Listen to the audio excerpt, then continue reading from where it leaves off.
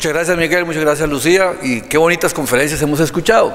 Entonces, el caso clínico, porque ya queda bastantes personas, por dicha, para preguntarle a los de la mesa y preguntarle también a las personas que están fuera de la mesa.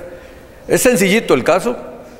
Esta es una persona, un sexo masculino, casado, de la raza blanca, es un ejecutivo de ventas de una aseguradora de servicios de salud y llega a su primera consulta el 21 de diciembre del 2015. La enfermedad, como muchos pacientes gastroenterológicos que vemos, dolor abdominal, distensión, formación de gases, eructados y entoseo, ningún patrón en el defecatorio y no tenía signos de alarma y se quejaba mucho de fatiga crónica.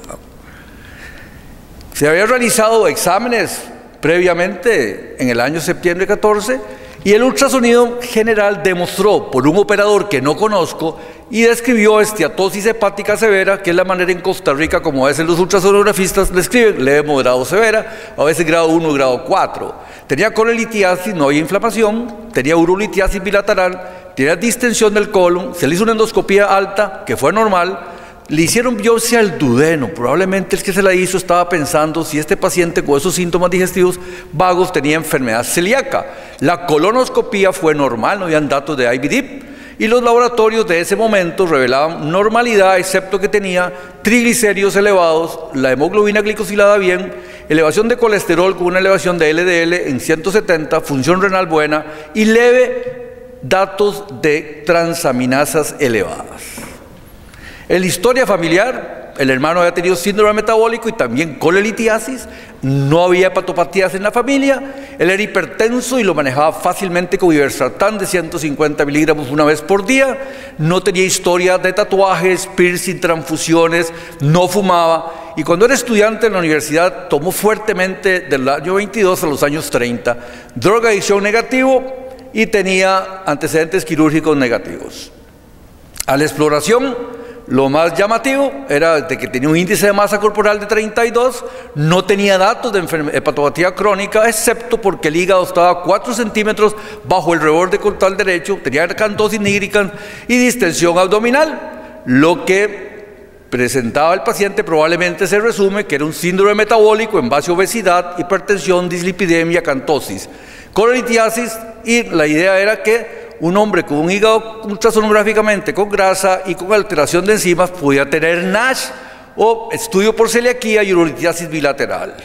Rolando, ¿te parece que celiaquía puede alterar un poco esas pruebas de función hepática y no ser NASH y no ser celíaco?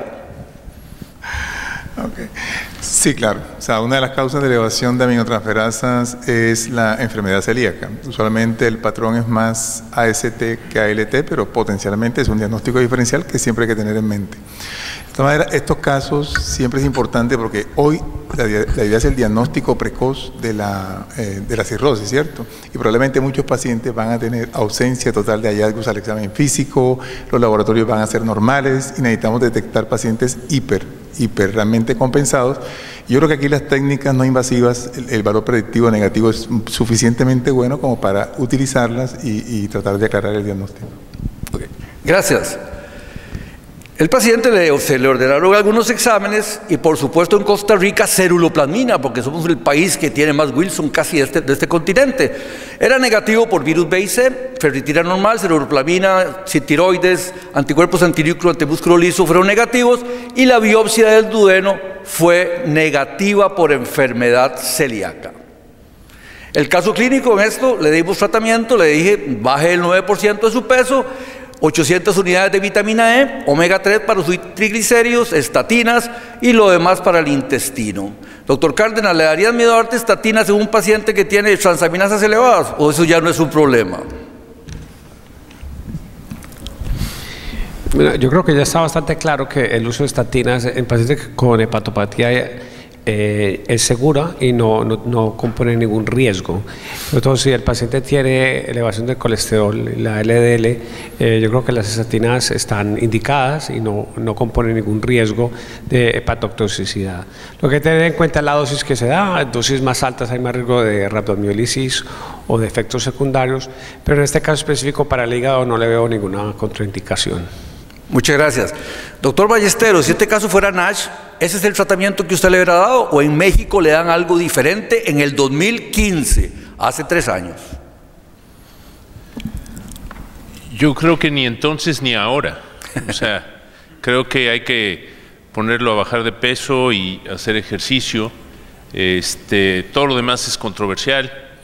Yo sí les doy vitamina E y creo que es lo único que insisto en la dieta, no necesariamente FODMAPs, pero es una dieta de reducción y ejercicio. Muchas gracias. Se pierde este paciente por 22 meses. No sé si pasa en toda Latinoamérica, en Costa Rica eso a veces pasa, es frecuente.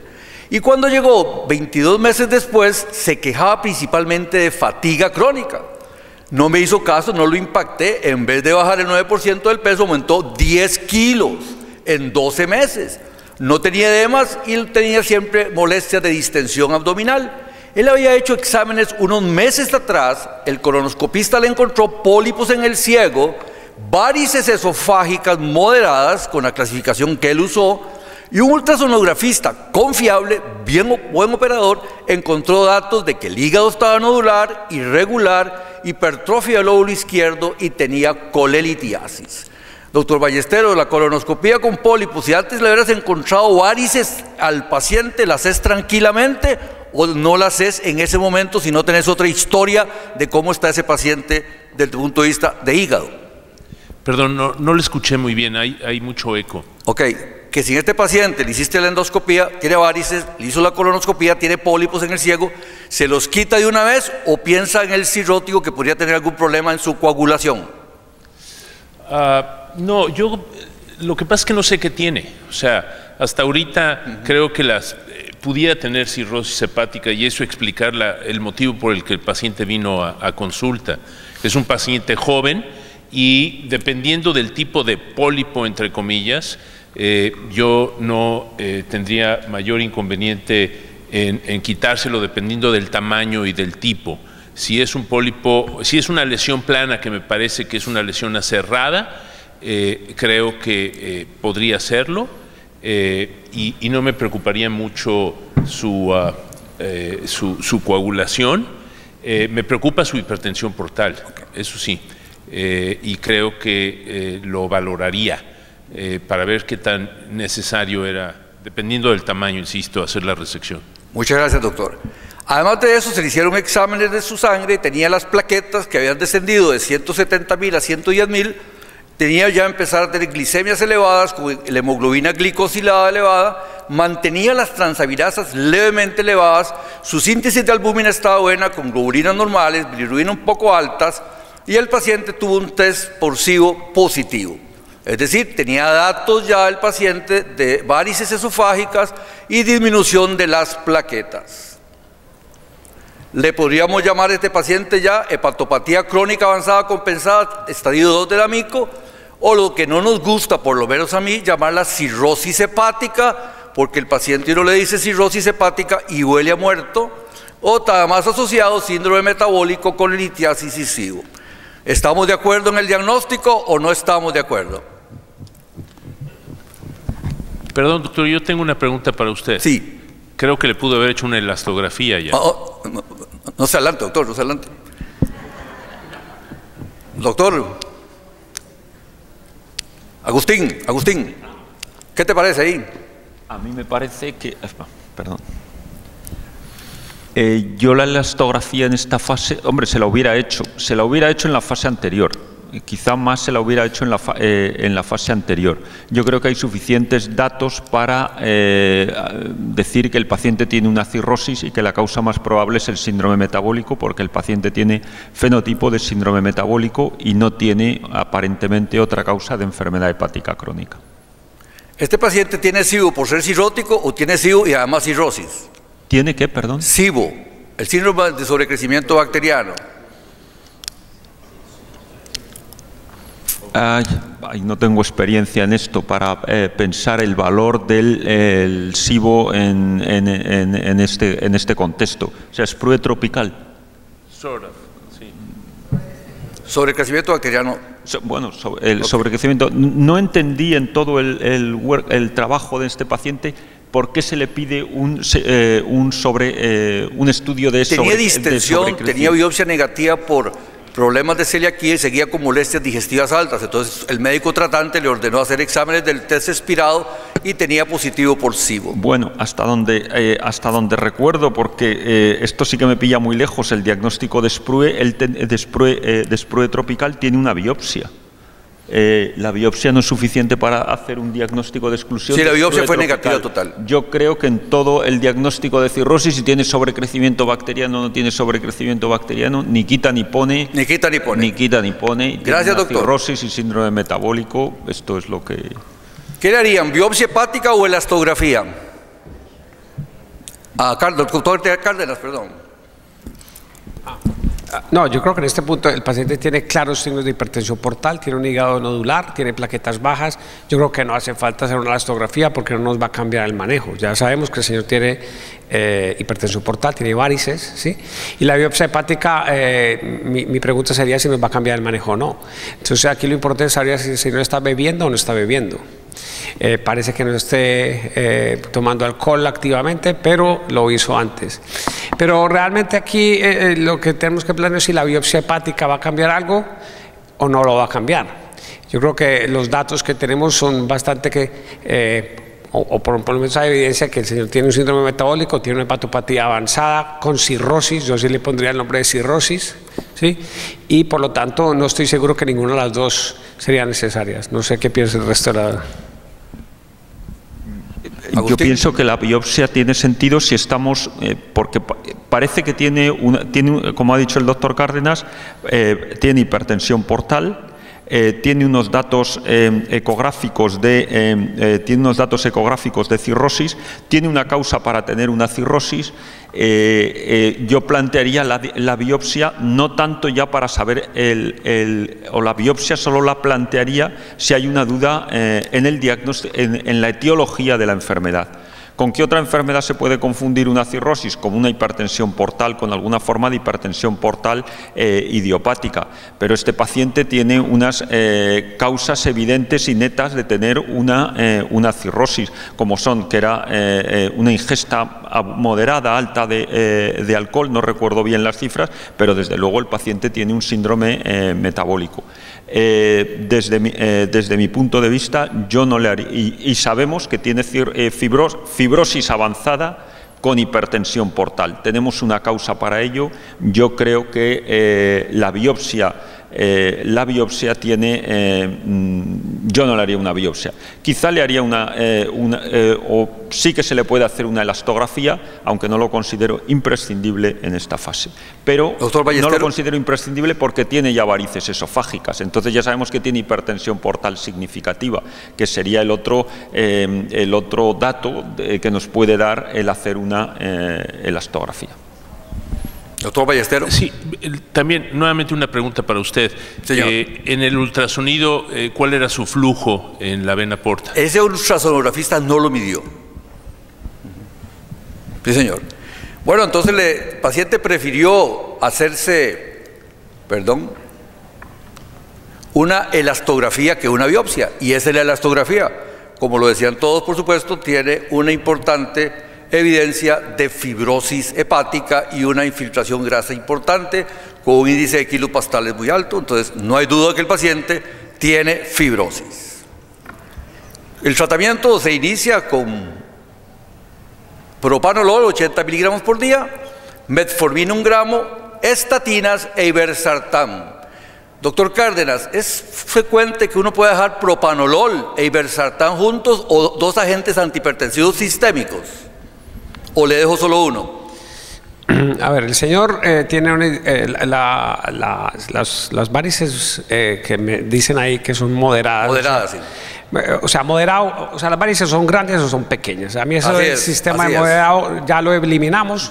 Son pequeñas y son menores de 5 milímetros y son grandes y son mayores de 5 milímetros. Ese reporte fue julio del año 17. Si tiene varices grandes, que sería el moderado, este señor tendría indicación de darle beta bloqueantes, esto es claro.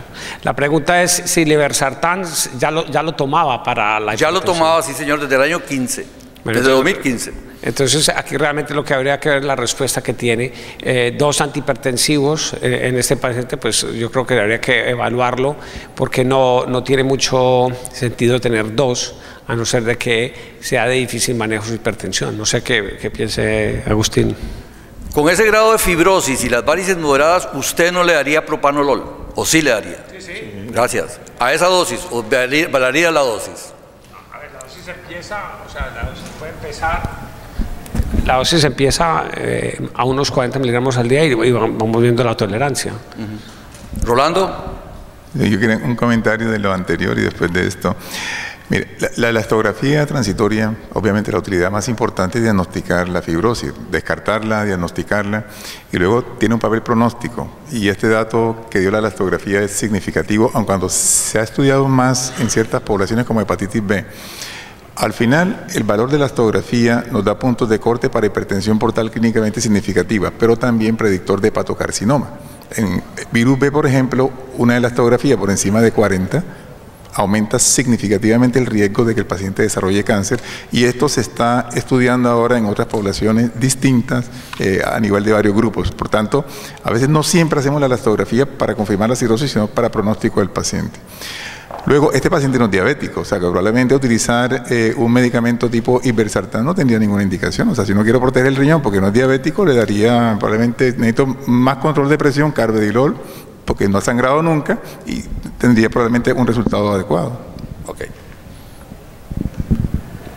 El paciente regresó para toma del pulso 15 días después, la frecuencia cardíaca le había bajado apenas a 70 por minuto. No sé si aumento la dosis de propanolol o se la mantengo para llevar al paciente a 60 de pulso, doctor Cárdenas, porque aquí no vamos a medir la presión dentro del hígado, así es que es netamente clínico. No, la idea del pulso es mantenerlo entre 55 y 60, ¿sí?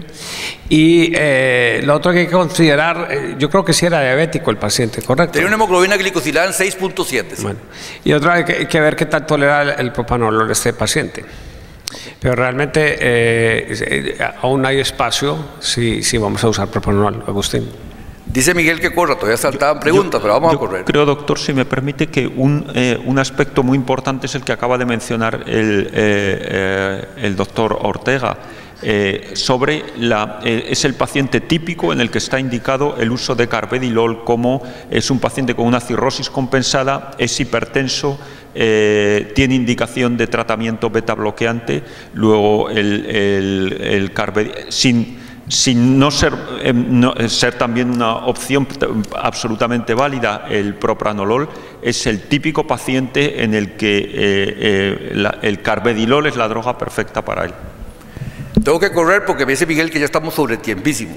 Este paciente se pierde la consulta como era usual y aparece el 25 de febrero de este año con dolor abdominal severo asociado a fiebre, vómitos, la presión controlada, el pulso bien porque estaba con propanolol, tiene abdomen doloroso con signos de Murphy positivo, su cuenta de blancos es de 15.000, plaquetas 80.000, tiempo de protrombina 67 y los datos de ultrasonido evidencian una colecistitis aguda. Laparoscopía o versus tratamiento médico. Doctor Ballesteros. Cirugía. Gracias. ¿Todos de acuerdo en cirugía? ¿Alguien no? Otra opción también es poner un catéter percutáneo para enfriar el proceso y después hacer cirugía. Yo creo que la cirugía es inevitable, pero si el paciente está muy enfermo, se puede poner un catéter percutáneo y después hacer la cirugía. Siempre y cuando considerando el estadio del paciente. Si es un paciente Child C, pues ya Rolando nos explicó lo grave que puede ser una cirugía. Pero en un Child A, obviamente el riesgo de la cirugía va a ser mucho menor. Los pacientes descompensados con ascitis y Child C, esos pacientes son más difíciles de considerar porque el riesgo quirúrgico es mucho más alto y hay dos opciones. Si tienen ascitis, unas opciones es dejar un catéter por vía CPRE, un catéter a la vesícula, un pigtail a la vesícula para descomprimir, porque los catéteres percutáneos a la vesícula en los pacientes descompensados tienen muy mal desenlace. Muchas gracias. Rolando, usted que revisó todo eso, ¿se puede operar tranquilamente el paciente? Es un Child A, tiene una colecistitis aguda y nada más. No lo va a operar tranquilamente porque es un cirrótico, o sea, obviamente el riesgo es superior a morirse que un paciente que no tiene cirrosis hepática. Para un Child A el riesgo es entre 10 y 15%, la cirugía laparoscópica ha reducido significativamente, pero, por ejemplo, mi cirujano de hígado cada vez que tiene que operar una vesícula me dice, bueno, dile a la familia que puede pasar cualquier cosa. O sea que en principio el riesgo es El paciente fue a significativamente cirugía, no se complicó, tenía muchos datos en el abdomen de hipertensión portal, no requirió transfusiones, se fue con antibióticos y se fue para la casa con propanolol y el paciente evolucionó bastante bien. Este paciente reaparece en la cuarta consulta en junio, que súbitamente presenta hematemesis, melena, acude al servicio de emergencias consciente orientado a un médico, no tiene historia de haber ingerido AINES recientemente, su presión un poco baja, el pulso un poco elevado, la presión de oxígeno normal, la hemoglobina en 10, plaquetas bajas, la cuenta de leucocitos bien, tiemproprotomina 54, se le realiza esófago gastroendoscopía, tiene ruptura de válices esofágicas y se le ponen 4 bandas. Además de eso, se le da terlipresina, cefalosporina e inhibidores de la bomba de protones, egresando satisfactoria 48 horas después. Agustín, ¿lo mandas para la casa 48 horas después de lo que le pasó? No te he entendido bien, ¿qué me has preguntado al final? Que si lo mandas para la casa a las 48 horas después de lo que le hiciste. No, quizá mandarlo a casa 48 horas es un poco demasiado pronto. El tratamiento estándar son 5 días, por lo menos me esperaría 5 días a tenerlo ingresado. 2, me parece que el paciente es un no respondedor farmacológico, pero hoy por hoy el tratamiento que se le ha puesto, aunque tenemos sospecha de que este paciente no va a responder bien al tratamiento estándar, el tratamiento es el adecuado y lo que hay que añadir es al beta bloqueo que tenía como profilaxis primaria sesiones repetidas de ligadura. Entonces se le ofrece al paciente seguir con propanolol, dar simvastatina 40 miligramos todas las noches, como dice Baveno en algunos lados, y ligadura cada 4, cada 6 meses. Doctor Cárdenas, ¿está de acuerdo con esto o no está de acuerdo? Ver, perdón, la no, vamos por partes. Primero, este paciente es un no respondedor al beta bloqueante. Correcto. Eso es lo primero. Segundo, la ligadura a nuestros pacientes se debe realizar en 2 a 3 semanas posteriores al sangrado, no en 4 a 6 semanas. Y 3, lo de la simvastatina, 40 miligramos es lo que recomendaba Beno. El estudio BLEPS demostró que estos pacientes tienen una mortalidad disminuida, pero no secundaria que sangraba menos, sino globalmente. El problema de simvastatina, los 40 miligramos en los pacientes cirróticos, eso nosotros lo acabamos de ver en un análisis de un estudio que se llama Liver Hope, donde damos simvastatina con rifaximirina, es que la tasa de efectos adversos a 40 miligramos es mucho mayor y esta dosis es un poco preocupante en un paciente cirrótico. Entonces yo de ahí tendría que evaluar varias cosas. Uno, el propanolol, evaluarlo, porque aunque posiblemente tengamos que decir con ellos, estoy de acuerdo que efectivamente este señor sería mejor candidato a carvedilol. 2, la ligadura haría entre 2 y 3 semanas, y 3, la dosis de simvastatina no la daría 40 miligramos. Agustín, en mi opinión, bueno, es importante lo que ha dicho. Yo entendí que en el sangrado agudo se le habían ligado las varices. Sí. Agudamente le ligaron las varices. Correcto, vale. 4 paquetes. Bien, yo la simvastatina hoy por hoy no la añado es decir, si hay indicación de utilizar simvastatina porque el paciente o estatinas porque el paciente es hiperlipidémico y tenía aumento de los triglicéridos, no recuerdo si también aumento del colesterol, sí que la utilizaba, pero sistemáticamente creo que no hay todavía suficientes datos como para ponerla sistemáticamente dentro del tratamiento de la cirrosis, específico como tratamiento de la cirrosis. Y una última cosa, el IVP posiblemente no tiene ningún papel protector, no disminuye el riesgo de resangrado por úlceras, las disminuye de tamaño y tiene un riesgo mayor de infecciones bacterianas en estos pacientes, sobre todo Clostridium difficile. Entonces, yo desaconsejo usar el IVP a no ser de que haya otro tipo de indicación. Eso lo voy a preguntar antes, ya usted me lo contestó. El uso de inhibidores de bomba de protones en estos pacientes ya no tiene ningún rol, excepto si tiene úlceras por ligadura. Puede dar infección o puede dar más cosas. Aquí se lo iba a haber preguntado al doctor Cárdenas ayer, pero no nos dio tiempo por discutir este aspecto. Sí que hay un estudio de muchos años de Lo sobre el beneficio del pantoprazol para prevenir las úlceras posligadura en los pacientes a que se les ha hecho una ligadura. No recuerdo si era una dosis de 20 miligramos al día o de 20 miligramos cada 12 horas durante un mes. No, el estudio fue por 2 semanas, era un estudio de Nicolás Shahin, donde lo único que pudieron ver en un estudio que ha aleatorizado era simplemente disminuyó el tamaño de la úlcera, pero no disminuye el riesgo de que sangren. Por lo tanto, el beneficio no está ahí aún. Gracias. Tips o trasplante de hígado. Va evolucionando rápido este paciente, en 4 años ya está cirrótico, ya sangró, ya está haciendo complicaciones. ¿Se pone en la lista de trasplantes, Agustín, o lo deja en seguimiento médico? Bueno, el paciente no ha tenido complicaciones ni tiene un deterioro de la función hepática para estar indicado el trasplante. TIPS no existe indicación para este paciente. Se está todavía controlando con el tratamiento estándar y no ha tenido recurrencia de la hemorragia. Aunque sí es cierto que nuestra sospecha, y hay un análisis retrospectivo de una serie prospectiva que se hizo en el hospital clínico, es que este paciente tiene más riesgo de fracasar el tratamiento estándar, ligadura y beta bloqueantes, que si no hubiera estado en profilaxis primaria previamente, porque es un no respondedor farmacológico, es un no respondedor clínico. Pero bueno, la respuesta es TIPS o trasplante. Yo creo que en este momento no están indicados. Estoy de acuerdo. O sea, habría que saber principalmente el sangrar por varices esofágicas en sí no es una indicación per se de trasplante. La indicación más común es ascitis. El señor no ha desarrollado ascitis y no ha desarrollado ninguna otra complicación diferente a un sangrado por varices en la primera ocasión, y parece ser, por los números que estoy calculando, que su MELD es por debajo de 15. Por lo tanto, aún no estamos ahí para ponerlo en lista. Yo estoy de acuerdo con lo que dijo Agustín acerca del TIPS. En una cosa sí estamos de acuerdo, que Keylor Navas es el mejor portero de la Champions League y es costarricense, de un lugar de Costa Rica muy humilde, creció en Costa Rica, con un país de 5 millones de habitantes, y que tenemos el 6% de la diversidad del planeta. Y Keylor Navas representa ser el portero de la selección de Costa Rica y se lo prestamos al Real Madrid. Bueno, si Courtois lo deja ahora ser titular. Muchas gracias, Miguel. Aprovechar para rápidamente la pregunta que hizo el doctor, que es muy interesante, de flumacenil. En cirróticos, en nuestro centro, los anestesiólogos prefieren propofol, o sea, el tiempo de recuperación, el tiempo de sedación mucho más rápido, etcétera. En los centros que utilizan midazolam es importante tener siempre el flumacenil.